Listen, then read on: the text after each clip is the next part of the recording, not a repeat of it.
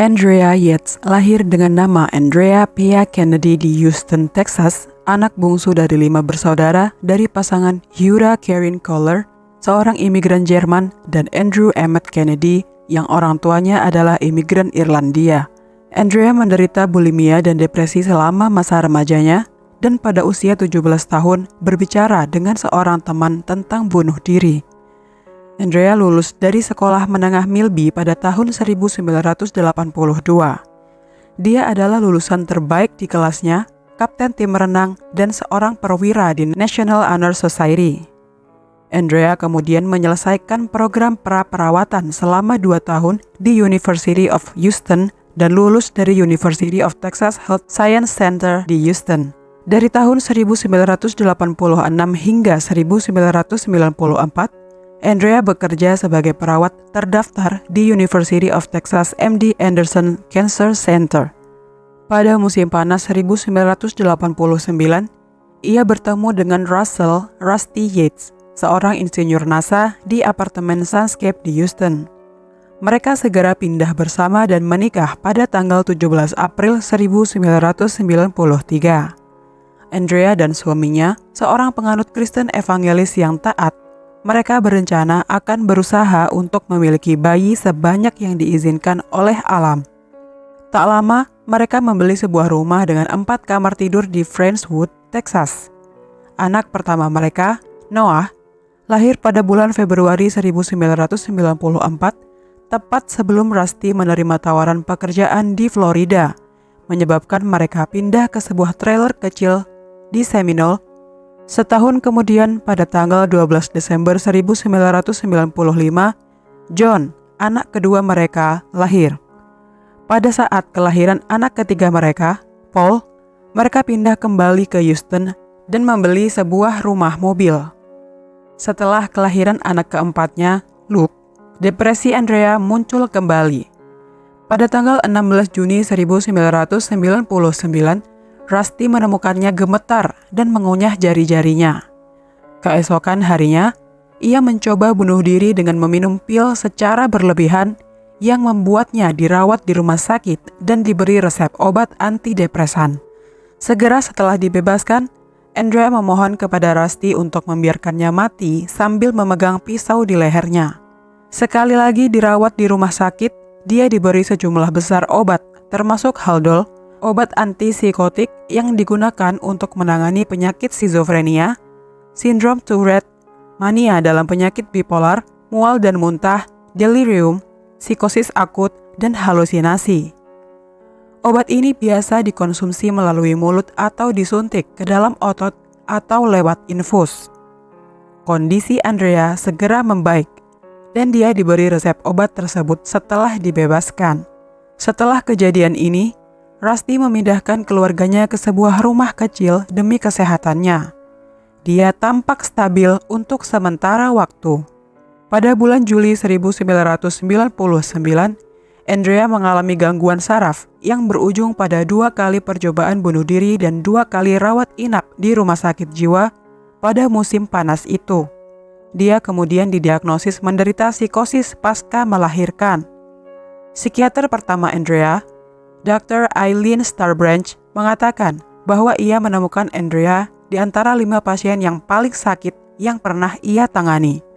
Dr. Eileen juga mendesak Rusty dan Andrea untuk tidak memiliki anak lagi, karena akan menjamin depresi psikotik di masa depan.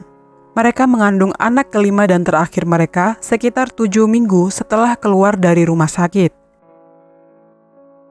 Andrea berhenti mengonsumsi Haldol pada bulan Maret tahun 2000 dan melahirkan putrinya, Mary, 9 bulan kemudian.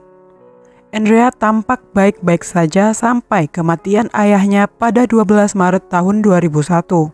Dia kemudian berhenti minum obat, melukai dirinya sendiri, membaca Alkitab dengan tergesa-gesa, dan berhenti memberi makan Mary. Dia menjadi sangat tidak berdaya sehingga harus segera dirawat di rumah sakit. Pada tanggal 1 April tahun 2001, Andrea berada di bawah perawatan Dr. Muhammad Said. Dia dirawat dan dibebaskan. Keluarga Andrea pindah dan tinggal di pinggiran kota Houston, Clear Lake City. Pada tanggal 3 Mei tahun 2001, ia kembali mengalami kondisi hampir katatonik dan memenuhi bak mandi di tengah hari. Ia kemudian berencana untuk menenggelamkan anak-anak pada hari itu. Namun, ia memutuskan untuk tidak melakukannya. Andrea dirawat di rumah sakit keesokan harinya setelah kunjungan dokter yang telah dijadwalkan. Psikiaternya memutuskan bahwa ia mungkin bunuh diri dan berasumsi bahwa ia mengisi bak mandi untuk menenggelamkan diri. Andrea terus berada di bawah pengawasan Dr. Said. Bahkan, Andrea harus diawasi saat menjaga anak-anaknya untuk menjaga hal-hal yang tidak diinginkan. Di pagi hari, tanggal 20 Juni tahun 2001, Rusty berangkat kerja sekitar pukul 8:30. Dia meminta tolong ibunya untuk mengambil alih tugas mengasuh anak-anaknya dari Andrea. Ibu Rusty, Dora Yates, telah dijadwalkan untuk tiba 1 jam kemudian untuk menggantikan Andrea. Namun sayang, dalam waktu 1 jam itulah semua itu terjadi. Setelah mengantar Rusty sampai depan pintu, Andrea mengisi bak mandi dengan air dan dimulai dengan Paul. Dia secara sistematis menenggelamkan 3 anak laki-laki termuda, lalu menempatkan mereka di tempat tidurnya dan menutupinya. Dia kemudian menenggelamkan Mary, yang dia biarkan mengambang di bak mandi. Anak terakhir yang masih hidup adalah anak sulung yang berusia 7 tahun, Noah. Dia bertanya kepada ibunya apa yang terjadi dengan Mary, lalu berbalik dan melarikan diri. Andrea mengejarnya dan ketika dia berteriak, dia menyeretnya dan memaksanya masuk ke dalam bak mandi di samping tubuh Mary yang mengambang. Dia berjuang mati-matian, berusaha menghirup udara 2 kali, tetapi Andrea menahannya sampai dia mati. Meninggalkan Noah di dalam bak mandi, dia membawa Mary ke tempat tidur dan membaringkannya di pelukan saudara-saudaranya. Dia kemudian menelpon polisi, berulang kali mengatakan bahwa dia membutuhkan seorang petugas, tetapi menolak untuk mengatakan alasannya. Dia kemudian menelpon Rusty dan menyuruhnya untuk segera pulang. Andrea segera mengakui bahwa dialah wanita yang menenggelamkan anak-anaknya dan dia bahkan menjelaskan bahwa dia menunggu suaminya pergi sebelum melakukannya. Dia bahkan telah mengunci anjing keluarga di kandang pagi itu agar tidak mengganggu. George Burnham, seorang pengacara yang disewa oleh seorang teman keluarga, melakukan pembelaan untuknya. Dalam persidangan selama 3 minggu pada tahun 2002, pengacara Andrea mengajukan pembelaan atas kegilaannya untuk menyelamatkannya dari eksekusi.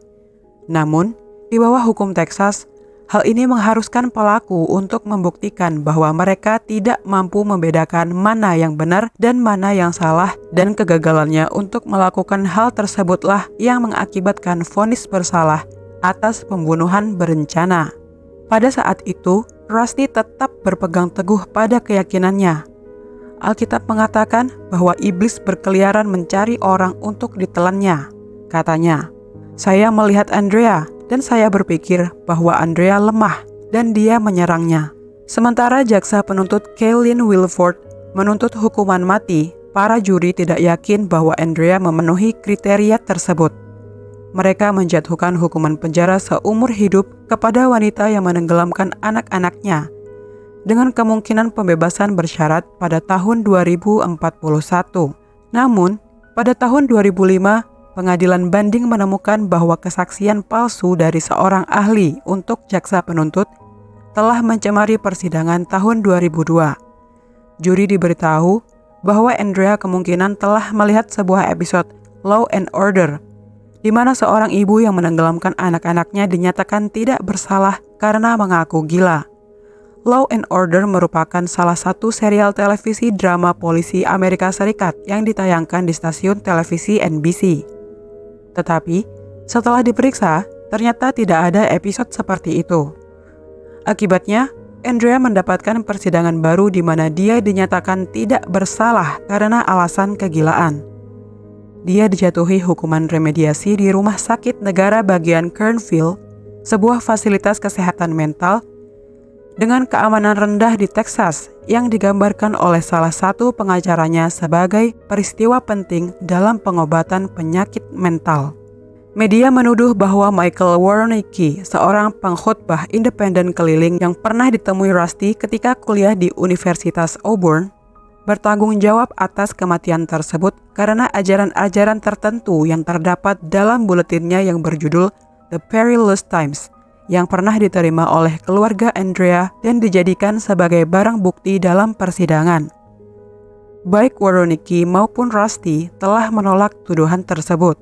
Rusty mengatakan bahwa hubungan keluarganya dengan Woronicki tidak sedekat itu dan bahwa Woronicki tidak menyebabkan delusinya. Woronicki menyatakan bahwa khotbah untuk mereka dimaksudkan untuk membantu mereka memperkuat pernikahan mereka dan menemukan cinta. Kedua orang tersebut setuju bahwa dugaan hubungan antara pesannya dan kondisi mental Rusty tidak lebih dari fiksi yang dibuat oleh media. Saat berada di penjara, Andrea mengatakan kepada psikiater Dr. Philip Resnick bahwa ia telah mempertimbangkan untuk membunuh anak-anaknya selama 2 tahun. Menambahkan bahwa mereka menganggapnya bukan ibu yang baik dan mengklaim bahwa putra-putranya tumbuh dengan tidak semestinya. Dia mengatakan hal itu kepada psikiater penjara. Itu adalah dosa ke-7 yang mematikan. Anak-anak saya tidak benar. Mereka tersandung karena saya jahat. Dengan cara saya membesarkan mereka, mereka tidak akan pernah bisa diselamatkan. Mereka ditakdirkan untuk binasa di dalam api neraka, ujarnya saat itu. Pada bulan Agustus tahun 2004, Rusty mengajukan gugatan cerai, menyatakan bahwa dia dan Andrea sudah tidak tinggal bersama sebagai pasangan suami istri sejak hari pembunuhan tersebut. Perceraian tersebut disetujui pada tanggal 17 Maret tahun 2005. Hingga hari ini, pembebasannya selalu ditinjau ulang setiap tahun dan setiap tahun pula Andrea Yates melepaskan hak tersebut. Hukum Texas menyatakan bahwa pengadilan memiliki yurisdiksi selama masa hukuman penjara yang dijalaninya. Sampai saat ini, Andrea Yates masih menjalani hukuman 40 tahun yang diberikan padanya.